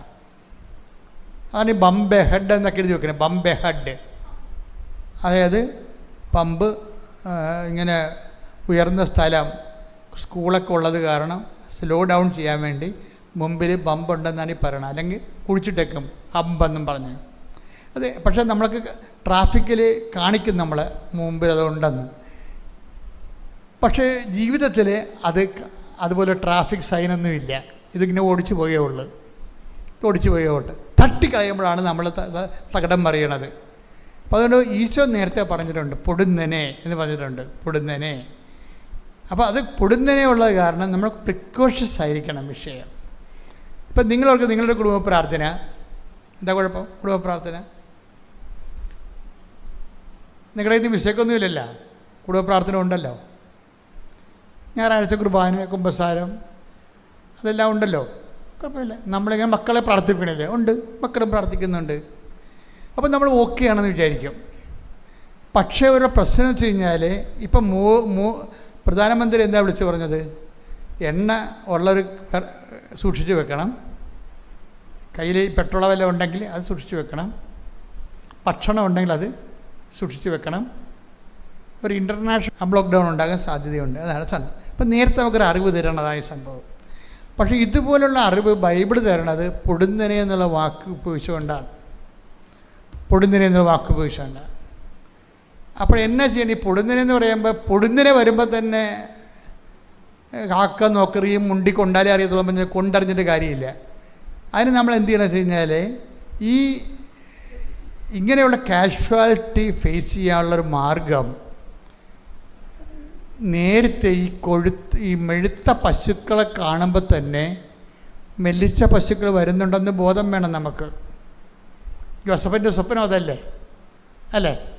മെഴുത്ത പശുക്കളാണ് ആദ്യം മെല്ലിച്ച പശുക്കളല്ല സ്വപ്നം കാണുന്നത്. ജോസഫ് സ്വപ്നം കാണുന്നത് ആദ്യം മെഴുത്ത പശുക്കളാണ് സ്വപ്നം കാണുന്നത്. ആ മെഴുത്ത പശുക്കളെ സ്വപ്നം കണ്ട് 7 പശുക്കളെ കാണും. അതിനുശേഷം മെല്ലിച്ച പശുക്കളെ കാണും. മെല്ലിച്ച പശുക്കൾ വന്ന് മെഴുത്ത പശുക്കളെ തിന്നുകളയും.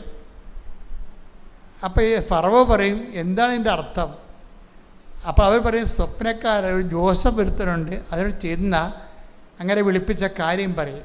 അപ്പോൾ ജോസഫിനെ വിളിപ്പിച്ചപ്പോൾ ജോസഫ് പറയും, മെഴുത്ത പശുക്കൾ അഭിവൃദ്ധിയുടെ 7 കൊല്ലമാണ്. അപ്പോൾ നമ്മൾ ബെയർ ഹൗസ് ഉണ്ടാക്കണം. നമ്മുടെ പാടശേഖരങ്ങളെല്ലാം പൂത്തൊലയും നിറച്ച് വിളവുണ്ടാകും. പക്ഷെ നമ്മളത് സൂക്ഷിച്ച് വെക്കണം. എന്താണ്? മെല്ലിച്ച പശുക്കളുടെ ക്ഷാമത്തിൻ്റെ കാലം വരുന്നുണ്ട്, 7 വർഷം. അപ്പോഴത് ഫറവോയ്ക്ക് അത് ഇഷ്ടപ്പെട്ടു. ഇതുപോലെ തന്നെയാണ് ജീവിതത്തിൻ്റെ അവസ്ഥയും. സ്മൂത്തായിട്ട് പോകുമ്പോൾ നമ്മൾ എക്സ്ട്രാ വർക്ക് ചെയ്തിട്ട്, അതാണ് വിശേഷ വിദ്യയായി നിങ്ങൾ എന്താണ് ചെയ്യുന്നത്? അല്ല, ടേക്ക് ദ ബെഡ് ഓഫ് ശ്രുതികട്ടെ. Hallelujah, hallelujah, hallelujah, hallelujah. യേശുവേ നന്ദി. Hallelujah, hallelujah.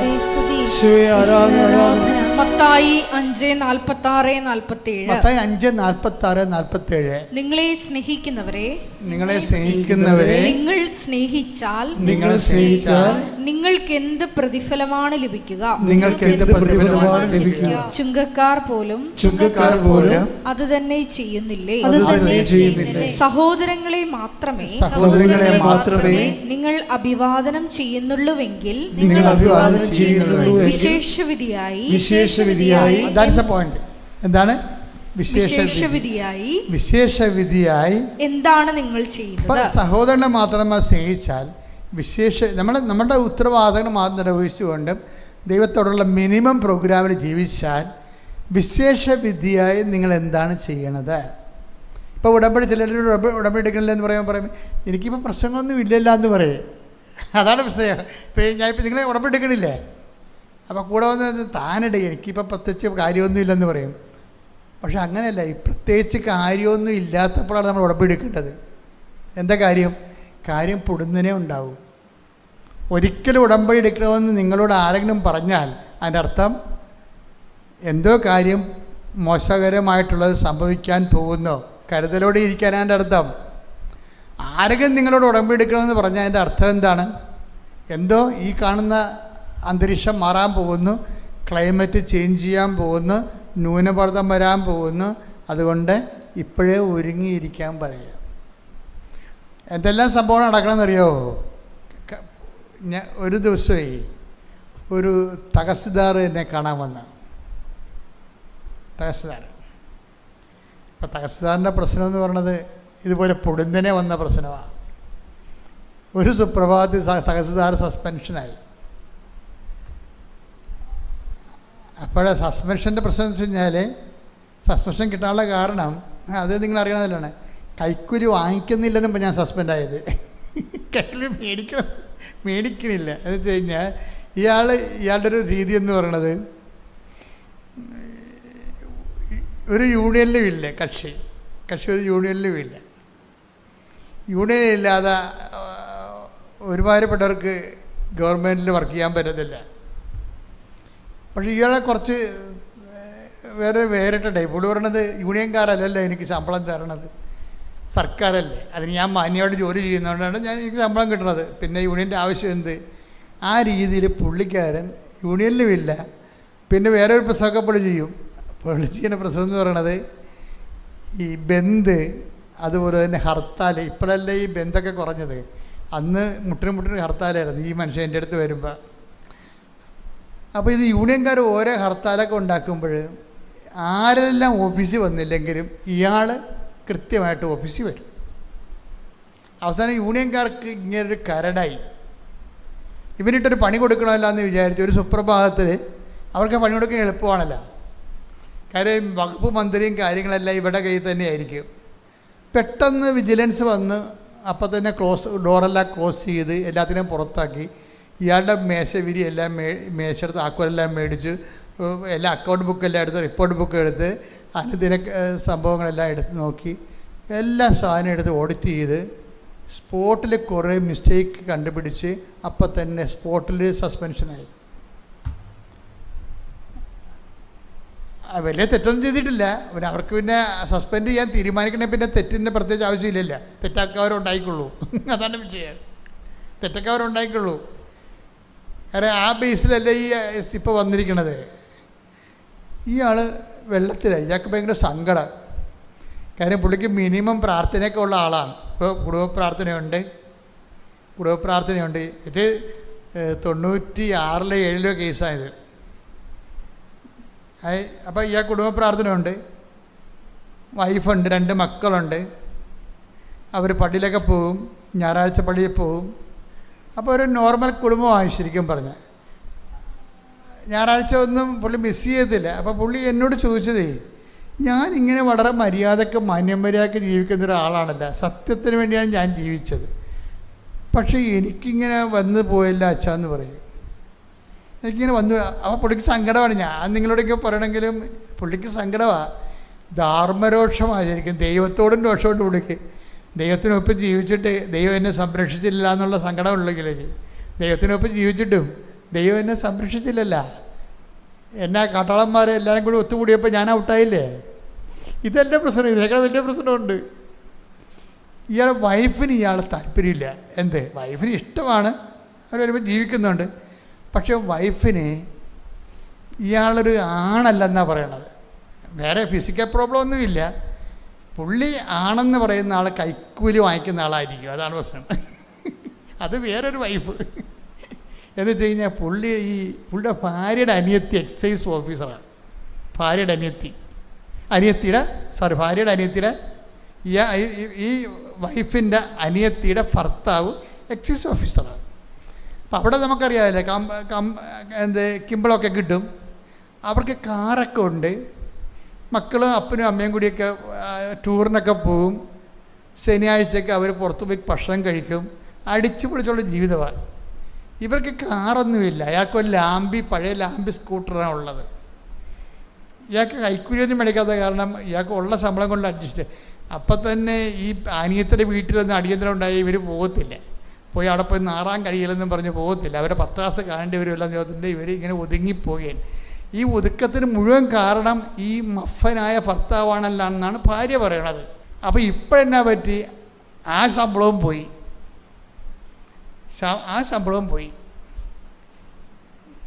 അപ്പോൾ ഇങ്ങനെ വീട്ടിൽ ഒരു വരുവൊക്കെ ഇടായി. അപ്പോൾ പിന്നെ പുള്ളിക്ക് വൈഫിനൊരു അവസരം കിട്ടി.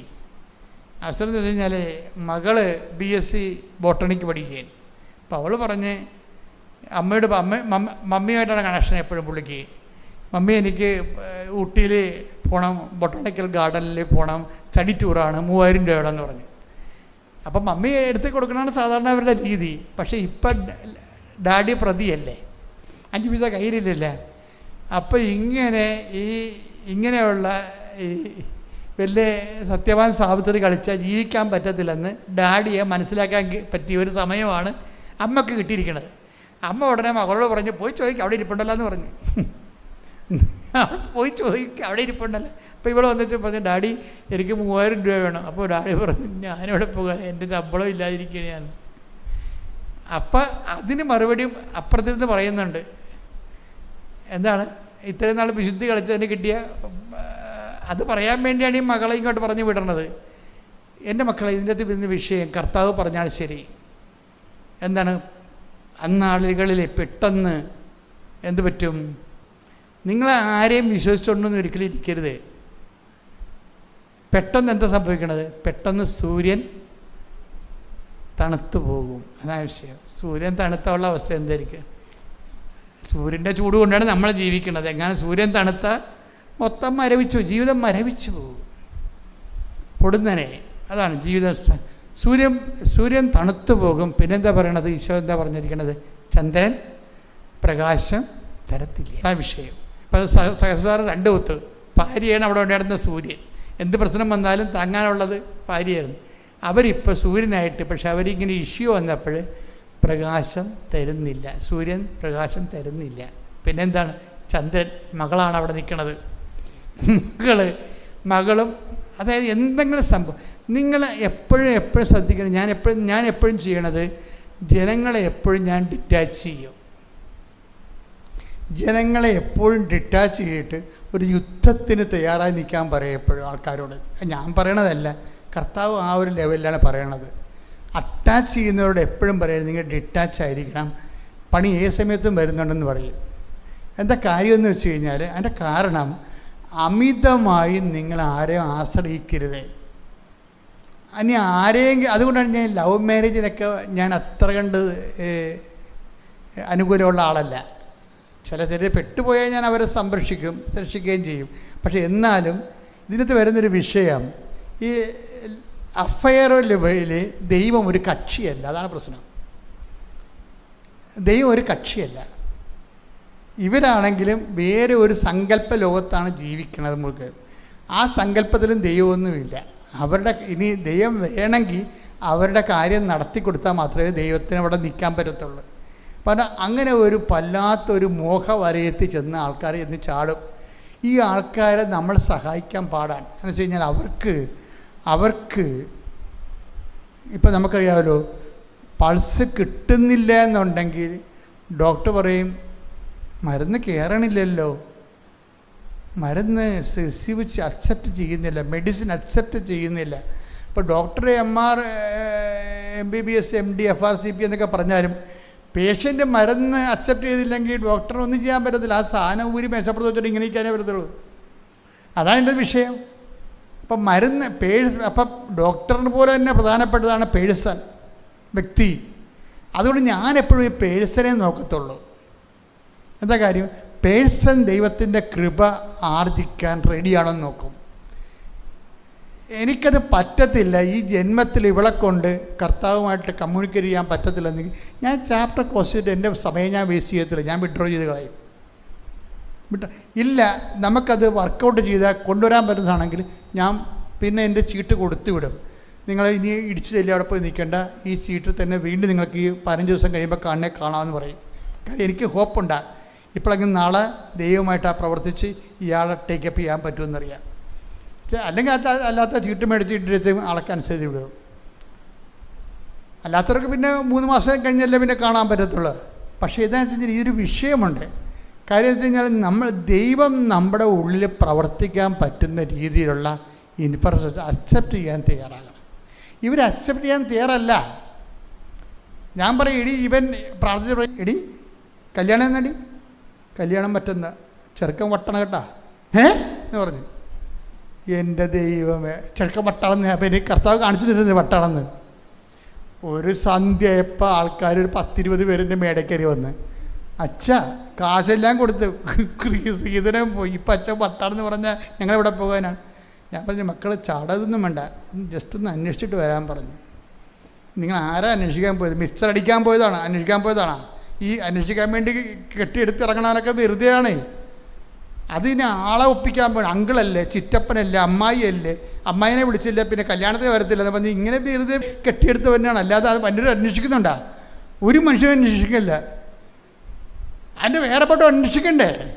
അതിനല്ല ഉത്തരവാദിത്തപ്പെട്ട ഇവരെ വിടണം നമ്മളെ. ചെന്നപ്പോൾ എന്താണ്, പക്ക വട്ടാണ്.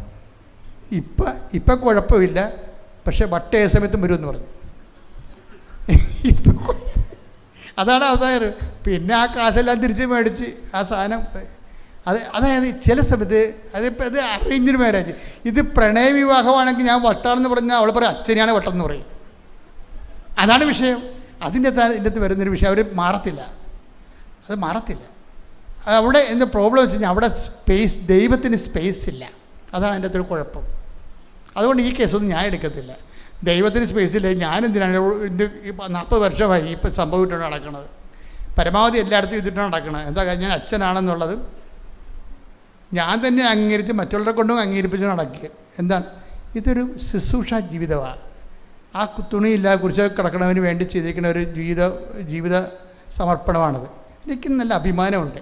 അപ്പോൾ അവന് ഇതുകൊണ്ട് പ്രയോജനമില്ലെങ്കിൽ why should I waste my time? അവനിതുകൊണ്ട് പ്രയോജനമില്ല, ഞാൻ മനുഷ്യന്മാരെ നോക്കത്തില്ല. കർത്താവിന് ഇതുകൊണ്ട് പ്രയോജനമുണ്ടോ എന്ന് ഞാൻ നോക്കൂ. അതാണല്ലേ കർത്താവിൻ്റെ കൂടെ നിൽക്കുന്നതിൻ്റെ കാരണം. ഇത് ഒരു ബയലാട്ടർ ആയിട്ടുള്ള ഒരു ദൈവമായിട്ടുള്ള ഒരു ജീവിതമാണ് നമ്മുടേത്, എല്ലാവരുടേതും. എൻ്റേത് മാത്രമല്ല, എല്ലാവരുടെ ജീവിതം അങ്ങനെയാണെന്ന് ദൈവത്തിന് തോന്നണം. അപ്പം തഹസിൽദാറിൻ്റെ അവസ്ഥ മനസ്സിലായില്ലേ? അപ്പം ഞാൻ പറഞ്ഞ തഹസിൽദാറെ സാറൊരു പണി ചെയ്യും, കർത്താവ് വിശേഷ വിദ്യയായി എന്താണ് ചെയ്യണമെന്നല്ലേ ചോദിച്ചിരിക്കണത്. ഇനിയിപ്പോൾ സമയമുണ്ടല്ല, പണ്ടല്ലേ നിങ്ങൾ 8 മണിക്ക് പോയി ഓഫീസിലിരിക്കുന്ന പാർട്ടിയാണ്. 10 മണിക്കാണ് ഓഫീസെങ്കിൽ 9 മണിക്ക് മനുഷ്യൻ അവിടെ ഉണ്ടാവും. ആ ഉള്ള ചോറും ചോറ്റുപാത്രത്തിലെടുത്ത് ഉള്ള തോരനും എടുത്ത് അവിടെ പോയി ഇരിക്കുകയും വേറെ 5 പൈസ ചായക്ക് പോലും 5 പൈസ ആർക്കും കൊടുക്കത്തില്ല. അല്ല, പുള്ളി കഴിക്കത്തില്ല. പുള്ളി അത്ര ഒതുങ്ങിയ ജീവിതമാണ്. ഇപ്പോൾ എല്ലാം പൊട്ടി പാളിഷായി. ഞാൻ പറഞ്ഞു, ഇനിയൊരു പണി ചെയ്യും, നിങ്ങൾ തന്നെ ധ്യാനത്തിൽ പോയിരിക്കുക, എവിടെയെങ്കിലും ഒരു ധ്യാനം കണ്ടുപിടിച്ച് പോയിരിക്കുക. ഒരാഴ്ച ധ്യാനം കഴിഞ്ഞ് വരാം. ഒരാഴ്ച ധ്യാനം കഴിഞ്ഞ് വന്ന് പിന്നെ പുള്ളി ഒരു പണിയും കണ്ടുപിടിച്ച് എന്താണ്, പിന്നെ പുള്ളി എല്ലാ ശനിയാഴ്ചയും ആ ധ്യാന കേന്ദ്രത്തിലേക്ക് ആൾക്കാരെ കൊണ്ടുപോകാൻ തുടങ്ങി. അന്ന് കൃപാസനമൊന്നും ഇവിടെ ഇല്ല. ഈ സ്ഥലം നമുക്ക് കിട്ടുന്നത് 97-ലാണ്. ഇത് 96-ലോ 95-ലോ വിഷയമാണ്. അപ്പം ഈ മനുഷ്യൻ എക്സ്ട്രാ വർക്ക് ചെയ്യാൻ തുടങ്ങി. എക്സ്ട്രാ വർക്ക് ചെയ്യുമ്പോൾ ഉണ്ടാകുന്ന ഗുണമെന്ന് പറയുന്നത് നമ്മൾ ഈ പ്രാർത്ഥിക്കണ പോലല്ല. ദൈവം ആ പ്രാർത്ഥിക്കുന്ന ചില കാര്യത്തിൽ നമ്മൾ ഈ കപ്പലണ്ടിയും കശുവണ്ടിയും പോലെ ചൊള്ളായിരിക്കും. നമ്മളൊരു 100 സ്വർഗസ്ഥനായി ചെല്ലുക, മിക്കവാറും 90 ചൊള്ളായിരിക്കും. നമ്മൾ ചെല്ലണതൊന്നും ശ്രദ്ധയില്ലാതെ ചെല്ലണതും പിന്നെ ആ പറയുന്നൊന്നും നമ്മൾ വിശ്വസിക്കണില്ലെന്ന് ദൈവത്തിന് നല്ലോണം അറിയാം. ഈ പറയണ കാര്യമൊന്നും നമ്മൾ വിശ്വസിക്കണില്ല എന്നുള്ളത് ദൈവത്തിന് അറിയാം. ചൊള്ള പ്രാർത്ഥനയാണ് കയറ്റി വിടണത്. അതുകൊണ്ട് നല്ല ശരിക്കും റിജക്ഷൻ ഉണ്ട് അതിൻ്റെ സ്ഥാനം. പക്ഷേ ഈ പ്രവർത്തനം വന്ന അതിൻ്റെ അകത്ത് ചൊള്ളില്ല. ഈ മനുഷ്യൻ ചെയ്യുന്ന മൊത്തം സത്യമാണല്ല. കുറേ മനുഷ്യർ ഈ മനുഷ്യൻ വഴി രക്ഷപ്പെടാൻ തുടങ്ങി. കുറേ കുടുംബങ്ങൾ സമാധാനത്തിൽ വന്ന്, കുറേ പുള്ളിക്ക് ആസ്തിയായി, ദൈവതിരുസന്നിധി പിടിപാടായി. കർത്താവ് ഹൈക്കോടതിയെ കൊണ്ട് സ്വന്തമായിട്ട് ഈ മനുഷ്യനെതിരെ അന്വേഷണം വെപ്പിച്ചു. അതാണ് രസം. ഒരു വക്കീലിനെ ഏർപ്പെടുത്തിയ വക്കീൽ പറഞ്ഞു, ഹൈക്കോടതിയിൽ ഇങ്ങനെ സെല്ലുണ്ട്, ആ സെല്ലോട് ബന്ധപ്പെട്ട 5 പൈസ മുടക്കാതെ അന്വേഷണം വരും. അന്വേഷണം റിസൾട്ട് വന്നപ്പോൾ ഈ മനുഷ്യൻ കുറ്റക്കാരനുമല്ല, മുൻകാല പ്രാബല്യത്തോടെ ശമ്പളവും കിട്ടി, അരിയറിൻ DAയും എല്ലാ സാധനവും കിട്ടി, തിരിച്ചു കിട്ടി, കർത്താവിനെയും കിട്ടി. അതാണ് വിഷയം. കർത്താവ് ഇത്തിരി കമ്മിയായിരുന്നല്ലോ ഇങ്ങേരുടെ ജീവിതത്തിൽ. ഇപ്പം കിട്ടിയപ്പോഴുണ്ട്, എല്ലാം കൂടി കിട്ടി. പക്ഷെ എപ്പോഴും നമ്മൾ ഓർക്കണം, തണൽ മരങ്ങൾ ഒത്തിരി യോനാ പ്രവാചകനെ പോലെ തണമരത്തിൻ്റെ അടിയിരുന്ന് സൂഹിക്കരുത്. വെട്ടപ്പെടാനും കിട്ടും. തണമരം എന്ന് പറഞ്ഞ് വെട്ടപ്പെടാനുള്ള സാധനമാണ്. നിങ്ങൾ അമിതമായി തണൽ മരങ്ങളെ ആശ്രയിക്കരുത്. ബൈബിൾ നമുക്ക് നൽകുന്നൊരു പാഠമാണ്. അന്ന് ശൂന്യത ഓരിയിടുന്ന സ്ഥലത്ത് ഞാൻ നിന്നെ കണ്ടെത്തിയെന്നാണ് പറയണത്. കാര്യം നീ സത്യസന്ധ. ഇപ്പം ഈ തഹസിൽദാർ ജീവിതത്തിൽ അദ്ദേഹം സത്യസന്ധനായിരുന്നു. അതുകൊണ്ടാണ് ആ മനുഷ്യനെ ഈ ശൂന്യത ഓരിയിടുന്ന സ്ഥലത്ത് ദൈവം കണ്ടെത്തിയത്. ഈ സത്യസന്ധതയും തട്ടിപ്പൊന്നുമില്ല, ആ വൃത്തിമനയൊന്നും ഇല്ലാണ്ട് ജീവിക്കണമെങ്കിൽ ആ ആളെ ലീവ് ചെയ്താൽ ദൈവത്തിന് പ്രശ്നമൊന്നുമില്ല. അതുകൊണ്ട് ഏറ്റവും പിടിച്ചു നിൽക്കുന്നവനെന്ന് പറയണത്, ദൈവതിരുസന്നിധി പിടിച്ചു നിൽക്കാൻ നല്ല ശരിക്കും പാടാണ്.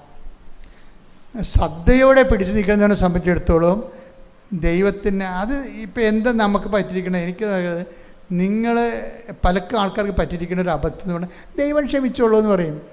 കർത്താവ് ക്ഷമയെക്കുറിച്ച് പറഞ്ഞപ്പോൾ നമ്മൾ മുഴുവനും ഈ ക്ഷമ വെച്ചാണ് ആൾക്കാർ നശിച്ചിരിക്കുന്നത്. എന്തുമാത്രം ആൾക്കാരെ ഞാൻ കൗൺസിൽ ചെയ്യാനാണ്.